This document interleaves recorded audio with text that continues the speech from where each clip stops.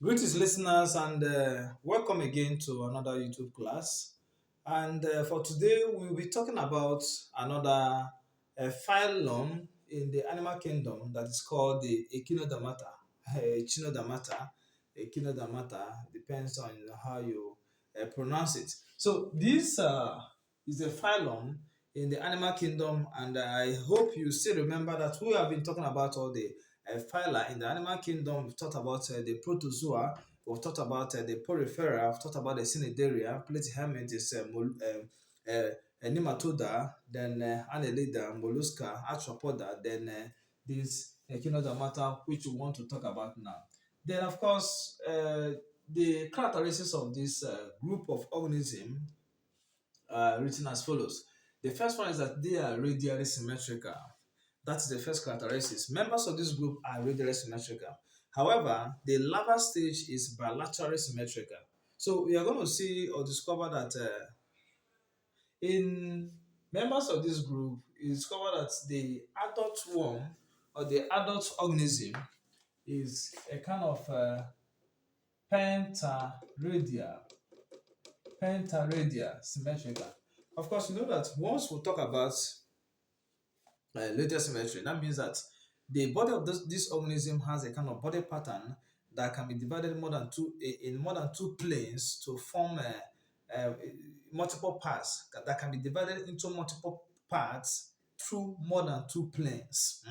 That is the radial symmetry. Then of course, for bilateral symmetry, through one plane, the body can be divided into two equal parts. So that is for this radial symmetry. They exhibit another kind of radial symmetry, which is called the penta radial symmetry. That means that the body can be divided into multiple of five, equal five halves, and it's true more than two planes.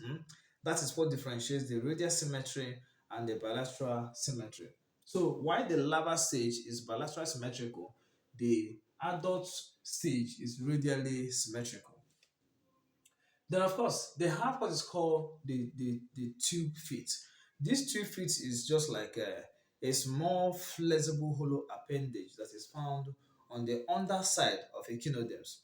And the function of this tube feet is to help in locomotion, feeding, and even in respiration. And the tube feet is usually being powered by the water vascular cavity. The water vascular cavity, which is a kind of hydraulic system that also performs similar function to the tube feet. It helps in movement and also in feeding and in gaseous exchange, that is respiration. The water a kind of enters through the canal, and once water enters through the canal, it's a kind of extends the 2 feet. That's talking about the 2 feet, and of course through a kind of hydraulic pressure, then it contracts again. That is how the 2 feet functions. Then this water vascular system, just like I said, also performs is a kind of system that you also see in echinoderms that performs similar function to the 2 feet. Then we have calcareous endoskeleton. If you look at echinoderms, they have a kind of internal skeleton, and this is kind of internal skeleton is made up of calcium carbonate, calcium carbonate, calcium carbonate, and that is why they are said to have calcareous endoskeleton. Then the next characteristic is regeneration ability. Members of this group also have the ability to regenerate their body parts. So once their body part is cut off or probably destroyed, then of course some members of the group can kind of regenerate that body part. It's a unique characteristic that is found in members of this group. Then they don't have excretory organ. The excretion is normally done through simple diffusion. Then dioecious and external fertilization. Members of this group are majorly dioecious organisms. That means that the sexes are separated or are different. Have the male and the female. However, the concept of hermaphroditism has been found in some members like the sea cucumber and the brittle star. That is where you see the presence of the male and the female structure in a single organism, and that is the hermaphroditism. Then, in terms of fertilization, the kind of fertilization is external. That means that the sperm and the eggs are usually released into water where fertilization occurs. Ladies and gentlemen, the last thing to now talk about under this Echinodermata is the classes and examples. The classes and examples. Now, these are the classes we have in Echinodermata. We'll have the first one as a Ceroidea. Then under this, we'll have the example, the sea star and the starfish. So as zero, like a star. So sea star, starfish. That is how I remember some of these names, some of the examples and their classes. Then our idea, the brittle star. Mm? Then we'll have a idea, the sea urchins and the sand dollars. Then we'll have the idea, the sea cucumbers.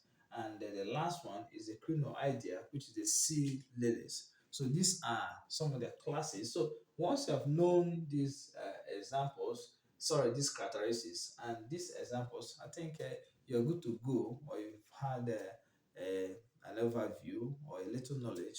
Why am I saying a little knowledge? Because there are so many other details that one can present or talk about when it comes to Echinodermata. But once you have this understanding, the characteristics and the classes and the examples, I think you're good to go. So this is where we'll stop for the study of Echinodermata. So our next class will be talking about the last phylum in the animal kingdom, which is called the Chordata. See you in my next class.